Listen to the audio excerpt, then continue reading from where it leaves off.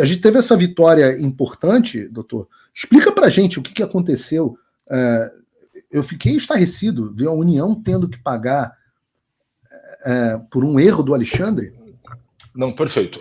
O caso Homero Marques, ele se inicia, como você bem disse, em novembro de 2022, no contexto ali que uma série de pessoas estavam tendo suas contas bloqueadas, entre elas o ex-secretário da Fazenda, Marco Sintra. O Homero, num domingo, ele tinha feito um comentário fazendo menção àquele relatório do Ministério da Defesa envolvendo as urnas eletrônicas. Isso, 2 horas depois, todas as contas dele saíram do ar, o que lhe causou, obviamente, uma surpresa. E então ele tentou... Mas foi por causa... caiu por causa do compartilhamento do relatório do Ministério da Defesa? Não, ou por na causa verdade, não. Na verdade, a gente achava... Primeiramente, a gente achava que fosse por essas postagens envolvendo o relatório do Ministério da Defesa. Porque o que aconteceu? Quando as contas dele foram bloqueadas, ele não recebeu o teor da decisão judicial que havia determinado aquele bloqueio. Ninguém recebeu, né? A maioria de nós só teve acesso depois que o Congresso dos Estados Unidos tornou as decisões públicas. Perfeito. Ele não teve acesso nem ao número do processo. Porque quando você fala em sigilo processual, você fala em sigilo do conteúdo do processo, mas não no número do processo. Então, ele não sabia de onde tinha partido a ordem de censura. A coisa é tão absurda. Então, a nossa primeira iniciativa enquanto advogados do Homero foi, diante do desconhecimento, inclusive de onde tinha advindo essa decisão, foi de que nós tínhamos, enquanto advogados, de documentar todos os passos desse processo, já visando uma ação de responsabilidade civil. Isso é um ponto importante. Eu acho que a gente tem muito diz, não me diz, envolvendo a atuação hoje do gabinete do ministro Alexandre de Moraes. Então é importante, e a gente teve essa preocupação estratégica desde o início da condução do processo, de documentar toda o nosso processo, né, a sua via crucis, que foi uma verdadeira via crucis que nós atravessamos, até chegar ao conhecimento de onde tinha partido a ordem de censura. E nós fizemos isso basicamente, por exemplo, nos valendo da lei do Instituto do Habeas Data, que é uma ação constitucional que garante ao cidadão brasileiro o acesso a qualquer informação detida por órgãos públicos sobre a sua pessoa.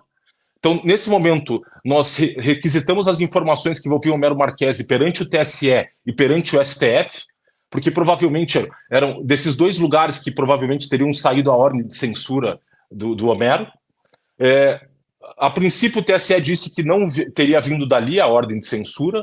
Então, nós procuramos ali simultaneamente o STF, desculpe, e aí a presidente do tribunal era a Rosa Weber. Quando nós pedimos para ela informações, ela falou, olha, consultando aqui a base de dados do Supremo Tribunal Federal, nós identificamos nenhum processo que tem aí como partícipe o senhor Homero Marques. Mas essa resposta não inclui o processo sigiloso. Ou seja, nem a própria presidente do Supremo Tribunal Federal tinha conhecimento desse processo em curso contra o Homero. São processos secretos, doutor. Eu contei uma história aqui de um caso de uma pessoa que foi presa ligada, de certa forma, ao ex-presidente Bolsonaro, e essa pessoa foi presa e ela teve um enorme problema quando houve decisão de soltura. Por quê? Porque ele recebe, o juiz decide lá, etc., mas eles não conseguem expedir o alvará de soltura porque não havia registro da prisão dele. A prisão não tinha sido colocada no sistema, ele tinha sido preso pela Polícia Federal com uma ordem tinha sido enviada diretamente pelo Alexandre de Moraes. Então o que tinha? Não o devido processo legal de coloca o cara no registro de mandados, etc., sei lá qual é o nome desse registro, mas um papel de pão, sei lá, escrito com a assinatura do Alexandre de Moraes, para os capangas capturarem o cara. E é isso que torna a diferença entre você ser colocado numa van preta com isso filme e ser jogado dentro de um cativeiro, de você ser devidamente preso por agente da lei. Perfeito. No caso, esse sujeito, e espero que ele esteja nos assistindo, muito tempo que eu não falo com ele, ele estava nesse caso. Você tem, neste momento, o grau de poder do Alexandre é tão grande que ele não funciona mais dentro do Estado brasileiro. Ele funciona fora do Estado brasileiro com capangas a seu serviço. Então, quando um agente federal diz que está simplesmente cumprindo ordens, que essa é a função dele, que essa é a lei, não está mais. Perfeito. Não é que ele está apenas cumprindo ordens governamentais ilegais. Ele está, muitas vezes, cumprindo ordens paragovernamentais criminosas. É uma coisa que vai além. E num caso desse, a própria presidente do tribunal não sabe os casos que estão sendo julgados. E interessante você falar isso, Paulo, porque eu me lembro, tem um episódio famoso da vida do Confúcio, em que perguntaram para ele qual seria a primeira medida que ele tomaria se ele fosse dado a administrar um país. E ele respondeu o seguinte: olha, seria restaurar o sentido da linguagem. Então, falar hoje do ministro Alexandre de Moraes como juiz não é descrever a realidade do que está se passando no Brasil. E falar do gabinete do Alexandre de Moraes como se fosse um gabinete que estaria no papel de exercício de uma função jurisdicional não corresponde às atividades que ele vem exercendo. Porque se você for pensar hoje, o inquérito, quando a gente fala em inquérito, por exemplo, nós falamos de um procedimento administrativo que tem por objetivo apurar a prática de um crime e descobrir a sua autoria. E esse procedimento deve se desenrolar em torno de um fato determinado. Você não pode instaurar um inquérito com um objeto indeterminado. Porque o que ocorre, a partir do momento que você tem um inquérito com objeto determinado, você tem a transmutação da natureza jurídica do gabinete do Alexandre de Moraes de gabinete judicial para um órgão de polícia política. E o objeto de investigação hoje desses inquéritos em trâmite no gabinete do Alexandre de Moraes é toda a população brasileira, 220 milhões de pessoas, até que elas se tornem politicamente inconvenientes para o ministro Alexandre de Moraes. Que ele vai tomar as medidas de busca e apreensão, vai caçar passaporte de pessoas, vai censurá-las, vai banir suas redes sociais. Portanto, hoje nós já não estamos lidando com um juiz no exercício da sua função jurisdicional, mas, como você bem disse, com um chefe de um órgão de polícia política, que obviamente é um órgão que não está previsto em nenhuma das constituições e das leis do Brasil, portanto que está acima da Constituição do país. Nós estamos em uma verdadeira tirania judicial. E isso que eu acho que é importante que fique claro para as pessoas, a gravidade do que está ocorrendo no país. Né? Opa, desculpe interromper o seu vídeo, mas desde 2022 eu continuo com as contas bloqueadas e o passaporte cancelado pelo Xandão. Se você aprecia o meu trabalho e tudo que eu faço pela liberdade de expressão, tem um lugar onde você pode se tornar meu apoiador com uma pequena quantia por mês. Acesse www.paulofigueiredoshow.com e torne-se meu apoiador, e aí você vai receber conteúdos exclusivos e desconto nos meus cursos. Ou então você pode se tornar meu patrono Gold e passar a me pautar, tem reuniões comigo, você entra para o meu grupo de WhatsApp, que eu uso sempre. O link para tudo isso está aí na descrição. E eu tenho algo a dizer aqui para os policiais federais que estão envolvidos nesses processos. Todos vocês serão responsabilizados. Todos vocês. Um a um. Não tenham dúvida, eu e um grupo já estamos levantando o nome de todos os delegados que participaram destes processos ilegais com o Alexandre. Todos. Por que que eu não tenho poder nenhum, querido? A única coisa que eu vou fazer é submeter o seu nome ao governo dos Estados Unidos para que você esteja dentre os agentes públicos sancionados por violações de direitos humanos. Não adianta dizer que estava cumprindo ordem, não. Não adianta. Nuremberg já acabou com isso. Cumprir ordem não é justificativa para violação de direitos humanos. Vai ficar todo mundo sem visto com os Estados Unidos, vai ficar todo mundo com continha bloqueada, vai ficar todo mundo sem poder fazer negócio com a empresa americana. Todo mundo. Um por um. Eu digo, ao contrário de vocês que não individualizam conduta, podem ter certeza, tem gente trabalhando nisso. Todas as condutas serão individualizadas. Todas as condutas. A maré vai passar, o chicote vai mudar de mão, e aí vamos ver se você estava do lado certo da história. E não vai ter nada além da lei. Eu digo a você, doutor, que nós devemos ter aí em breve, aí nos próximos, talvez menos de um mês, talvez um pouquinho mais, uma lei dentro do Congresso americano com enorme apoio dos republicanos, com enorme apoio por trás, para sancionar agentes públicos brasileiros que violem direitos humanos. Isso vai acabar, isso tem que acabar. Essa putaria vai acabar. Não, em relação... Paulo, só para... Então, desculpe, só dando continuidade à análise do caso Homero. Então, quando a gente teve... Quando finalmente, depois de um mês, a gente teve acesso aos autos do processo físico e sigiloso, a gente teve ali o conhecimento de que a ordem de censura decorreu não daquela publicação dele sobre o relatório das Forças Armadas relativamente às urnas eletrônicas, mas em decorrência de um post que ele havia feito, no qual ele simplesmente dava publicidade ao fato de que os ministros estariam palestrando em Nova York, e uma informação de conhecimento público de que eles estariam, aquela palestra ocorreria no Harvard Club. Ocorre que uma pessoa que fez um comentário na postagem do Homero fez menção ao hotel onde eles estariam hospedados. Portanto, o Homero ele foi censurado pelo comentário de um terceiro, a gente veio a descobrir nos autos ali do processo. Mas explica uma coisa, doutor. Qual é o problema, do ponto de vista legal, de você dizer que as pessoas, de você dizer que é uma oportunidade para as pessoas manifestarem a sua insatisfação contra um agente público? Zero. Qual é a legalidade nisso? E outra, se eu amanhã souber que o Alexandre de Moraes está não sei aonde, aí eu digo, o ministro Alexandre de Moraes vai estar lá, é uma ótima oportunidade de você manifestar a sua insatisfação. Qual o crime nisso? Se eu não incitar a violência, se eu não estiver fazendo doxing, qual o crime nisso? Eram todas informações públicas, portanto não havia nenhum problema em dar publicidade a elas, inclusive como uma eventual manifestação. Se eu quisesse tornar públicas, qual o problema? Poderia, não sem problemas. Até porque ali havia o interesse de saber, por exemplo, quem financiou o hotel onde eles estavam hospedados. Uma informação que importa para o público saber. Claro. Né? É uma informação importante. Eu sou contra, pessoalmente, tá? Esse negócio do sujeito estar comendo e você xingar ele, etc. Acho que a mulher que fez uma coisa muito mais elegante, se levantou e falou, eu não como do lado desse cara, e foi embora. Manifestou sem xingar o cara com a família, não sei o que, bababá, que eu acho que não é o melhor caminho. O negócio do aeroporto de Roma, não acho que é o melhor caminho. Mas se as pessoas estão lá, o cara está lá, num compromisso supostamente na função dele lá, fazendo uma viagem, não está de férias com a família na Disney. Ele estava lá com uma viagem para fazer palestra, paga por sei lá quem, né? E o cara virou e falou, vai estar lá. Qual o problema disso? Não, e Paulo, para fundamentar essa ordem... Vai me dizer que estava inseguro em Nova York? Entendeu? E Paulo, a gravidade dessa ordem de censura é de que ela foi fundamentada, o ministro imputou ao Homero a tentativa de abolição do Estado Democrático de Direito mediante violência ou grave ameaça.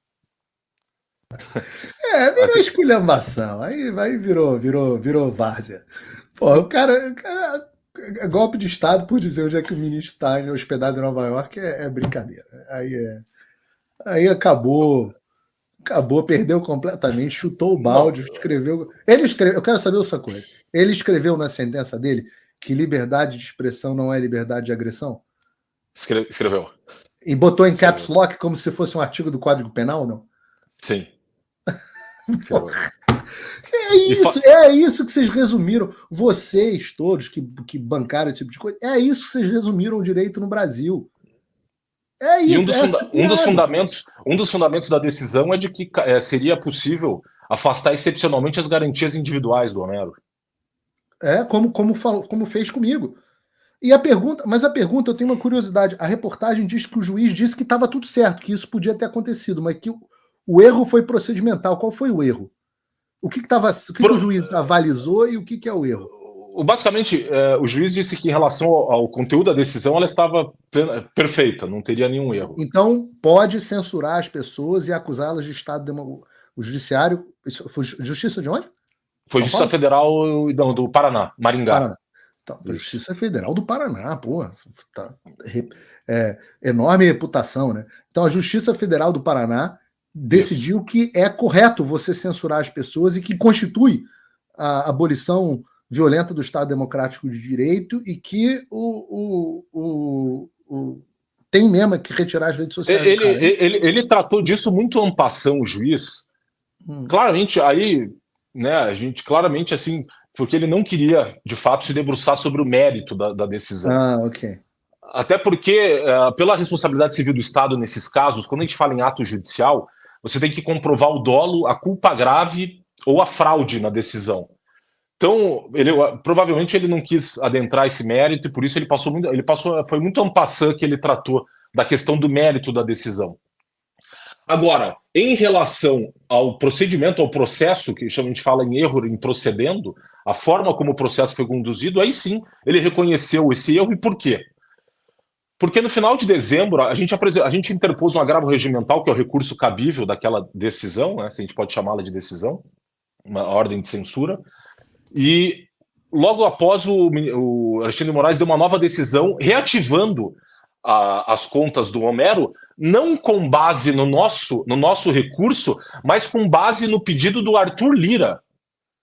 O Arthur Lira, naquele momento, ali em final de dezembro de 2022, o próprio Nicolas, se não me falha a memória, sofreu ali uma censura. Os deputados fizeram pressão sobre o Arthur Lira, e o Arthur Lira, então, expediu um ofício solicitando que o Alexandre de Moraes, dada a cooperação que deve existir entre as instituições, reativasse, no mínimo, pelo menos a conta dos deputados. Ou seja, é uma lei para os deputados e outra lei para o resto da população. Como eu não sou deputado, o Arthur Lira quer que eu me ferre. Foi justamente isso que aconteceu. Ocorre que quando o Alexandre de Moraes dá essa nova ordem para reativar as contas do Homero, ele se esqueceu de mencionar as contas dele no Instagram. Portanto, só foram reativadas as contas no Facebook e no Twitter. E ele ficou sem o Instagram, que era a principal rede de atuação dele, o Instagram. Então nós ali fomos muito rápidos e opusemos um embargo de declaração, que é um tipo de recurso que cabe quando uma decisão é omissa. E aí foi quando nós fizemos, então, uns embargos de decisão bem duros no tom, assim, porque, de fato, o Homero já estava, obviamente, muito indignado, né? E ele próprio advogado. Inclusive, a título de curiosidade, o Homero foi aluno do Edson Fachin, do ministro Fachin, na Federal do Paraná. E levou todos esses fatos, por meio de uma carta entregue nas mãos do ministro Fachin, o conhecimento de todos os fatos desse processo. Obviamente que o ministro simplesmente, não sei se leu ou não, mas fingiu que não leu, porque não tomou nenhuma atitude em prol do seu ex-aluno. Então, o ministro Edson Fachin teve plena ciência do que se passou nesse processo. Então, nós interpusemos esse embargo de declaração, o ministro sentou em cima do processo, a gente ligava no gabinete todo dia pedindo que ele apreciasse esse recurso, até então que, já em março de 2023, o Homero já não era deputado estadual, e o Alexandre de Moraes disse o seguinte: olha, eu não sou mais competente para apreciar esse caso porque o Homero não é deputado estadual. Sendo que ele, enquanto ministro do STF, jamais foi competente para apreciar esse caso. Porque a competência originária, no caso de deputados estaduais envolvendo a prática de crimes, é ou do TJ, quando se trata de crime estadual, ou dos TRFs, quando se trata de crime federal. Portanto, o STF nunca foi competente para apreciar, né, qualquer fato envolvendo o Homero na sua atuação enquanto deputado. Então ele acabou declinando... Imagina de jornalista, né? Imagina de jornalista, que não é nem deputado. Isso que nós estávamos tentando falar com o ministro, que o Estatuto da OAB permite, na verdade, um direito do advogado despachar, conversar sobre o seu caso com o juiz, ele não nos recebeu. Nenhum dos assessores do ministro também quis nos receber. Nós só tínhamos possibilidade de falar com a secretária do gabinete, que é inclusive uma funcionária terceirizada do tribunal, e ela ficava grandemente constrangida, dizendo: olha, não tem muito o que eu fazer, a ordem aqui é que nenhum assessor pode falar com o advogado, né? E tão pouco o ministro fala com os advogados. Ou seja... E aí vocês conseguiram chegar na Justiça, na Justiça Federal? Isso, Federal de primeiro grau. E quanto tempo demorou? Entre essa... entre depois que vocês chegaram na 3 semanas. 3 semanas. O processo foi para o Ministério Público Federal, o procurador da República logo fez um parecer dizendo que não era que o Homero estava simplesmente no exercício da sua liberdade de expressão, portanto não havia crime ali a ser apurado. Tem que achar o nome desse procurador para dar os parabéns, se você tiver aí. Se não me falha a memória, Adriano Fernandes. Se não me falha a memória. Parabéns, Adriano Fernandes. E na sequência, o juiz, acatando o parecer do Ministério Público, determinou o arquivamento desse inquérito, que na verdade recebe o nome lá de uma petição autônoma, as PETs, as famosas PETs no STF, né? Que aí vira um apêndice do famoso inquérito 4781, o inquérito das fake news, e aí o juiz determinou então o arquivamento desse inquérito e a reativação da conta do Homero no Instagram. E foi aí que nós... Não, eu ia te perguntar como é que isso virou essa indenização. Não, perfeito. Então, diante de toda essa documentação que a gente fez do caso, que a gente precisa ter noção, Paulo, a gente entrou com ações contra as plataformas de rede social, porque elas estavam se negando a nos fornecer o conteúdo da decisão, com uma ação de obrigação de fazer, com base no artigo 19 do Marco Civil da Internet, que elas nos fornecessem a decisão. Elas se negaram, inclusive depois, se não me engano, o Facebook oficiou o Supremo pedindo autorização para o Alexandre de Moraes, falando, olha, Alexandre, eu estou respondendo a um processo na Justiça do Paraná, no TJ do Paraná, que estão me questionando, e justamente o juiz está me obrigando a fornecer a decisão. Posso fornecer ou não? Então nós nos municiamos de todas essas provas, contando toda essa história do que aconteceu com o Homero, justamente para municiar já, e entramos então com uma ação indenizatória contra a União.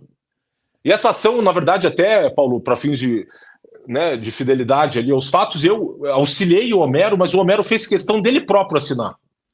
Porque ele também é advogado, e ele, vendo todas as injustiças que foram contra ele praticadas, ele fez questão de ele próprio, em nome próprio, assinar a ação. Então a gente entrou com essa ação indenizatória contra a União, porque no caso, como o Alexandre de Moraes é um agente público federal, a União é responsável por todo e qualquer ato praticado por agente público. Então, ou seja, não tem responsabilização dele, né? Ela tem, mas numa ação de regresso. Quando você consegue a indenização contra a União, aí cabe à advocacia da União apurar se houve dolo ou culpa por parte do agente público, então entrar com uma ação de regresso para cobrar o valor que foi, a pessoa foi indenizada do agente público que praticou o ato ilícito. E esse valor de 20 mil reais, eu acho tão pouquinho, né? O Brasil costuma dar esse tipo de coisa. O cara deixa o sujeito sem rede social durante um período gigantesco e no final 20 mil reais. Pô, 20 mil, imagina na minha atividade, 20 mil reais não é absolutamente nada. Não, é irrisório diante dos danos que foram causados ao Homero, inclusive porque nesse momento, durante esse período, o governo do estado aqui apresentou uma série de projetos de lei com aumento de carga tributária, a privatização da Copel, que é a principal empresa de energia aqui do estado, tal, e o Homero, que é um deputado de opinião, que o voto dele é muito voto de opinião, ele simplesmente foi impedido de se comunicar com seus eleitores e de poder se posicionar sobre todos esses projetos importantes para o estado do Paraná que estavam sendo votados naquele momento. É um prejuízo que, inclusive, transcende o próprio Homero e afeta todo o povo paranaense, no fato, naquele momento. Deixa eu te fazer duas perguntas finais, doutor. A primeira delas é: a sua expectativa é de que haja recurso e que essa sentença seja revista, não? A expectativa é de que ela seja mantida, que, de fato, assim, uma questão que a gente tem que fazer um elogio aqui ao Tribunal Regional Federal da 4ª Região do Paraná é que ele é o tribunal, eu diria que ele tem no meio dos concursos públicos, é famoso como o concurso público mais difícil de ingressar no Brasil.